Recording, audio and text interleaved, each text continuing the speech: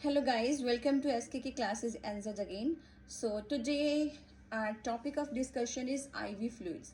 That what are IV fluids and how they are provided to the patient and what are the main indications and contraindications of the IV fluids.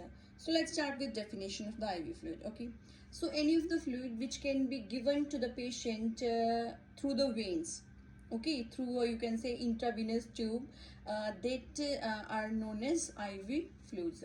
So there are various types of IV fluids that are there. For example, your normal saline is there, dextrose 5% is there, 25% dextrose is there, ringer lactate is there, then DNS is there. Okay, so there are various types of you can say intravenous fluids are there.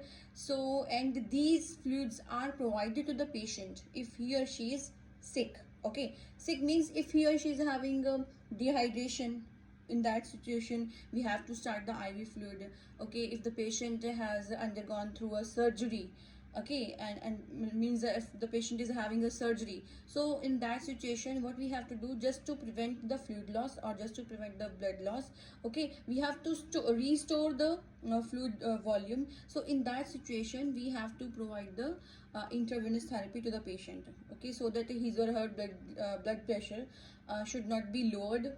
Okay, so and apart from this we can also provide the patient like if the patient is dehydrated, and according to the composition the fluids are of two types. Okay, number one is your crystalline solutions, number two is your colloid solutions. Now what is the difference between crystalline solutions and colloid solutions? Crystalline solutions are those solutions which can easily pass through the bloodstream and easily can pass through the cells and easily or the cell membranes. Okay, and these are like your ringer lactate solution is there, your normal saline solution is there, and dextrose 5%. So and these are the solutions which can easily pass through the cell membranes and reach to the cells, and they can you can say within some very fast you can say restore the fluid volume of the patient. Okay, and another one is your colloid solutions. Colloid solutions are those solutions whose particles or you can say very difficulty reach to the cell membranes, and they are most likely to stay in the bloodstream. And these for example, you have, I think you have seen in the hospital that we always provide albumin to the patient. So albumin is a type of colloid, and one other thing is the head starch. So these are the two solutions which are colloid in nature, and they take time to reach to the cell membranes. Okay, in comparison to normal saline, in comparison to ringer lactate, and because the ringer lactate, normal saline, these are crystalline in nature and they can very immediately restore the fluid volume of the patient. But albumin and head starch, they both takes time to reach to the cell membranes to the patient. So these are all about the types of intravenous solutions. So let's discuss. First one is hematoma. What is hematoma? Hematoma always occur when blood leaks from blood vessels into the tissues. Okay, and it causes bruises, bluish colored bruises, but they can fade after some few weeks, but it can happen. Okay, if you are not providing the IV therapy to the patient properly. And next one is your air embolism. Okay, so what is air embolism? For example, you are giving IV therapy to the patient, and sometime what happen, some air or some gas that will get enter into the bloodstream, that will create a lot of problem to the patient in advanced stage. Okay, so whenever you are providing IV therapy to the patient, so you must take care of that. Okay, you have to be always you have to just flush the air if it's there in the tubing, so that it can't create any problem to the patient. And next one is your collapsed vein. Now what is collapsed vein? All of you know that whenever we are providing IV therapy to the patient, sometimes what happen, the cannula that we will leave on in the patient for 2 to 3 days, but after some time, that vein in which the cannula is lodged, that gonna collapsed. Okay, and it can be possible that some swelling is there on the IV cannula site.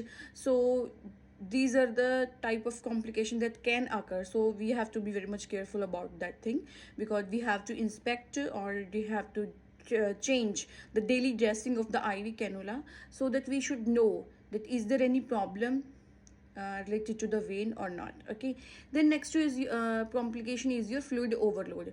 Now what is fluid overload? Suppose you are providing IV therapy to the patient. Sometimes what happen, you are not calculating the dose or drops. Okay, you are randomly rushing the fluid to the patient. Sometimes it happens, so in that situation what happened, the fluid overload is there. Okay, so you should be very much careful about this thing, because it is very much you can say life threatening condition to the patients who are cardiac. Okay, means the patients who are having some cardiac problems related to the heart.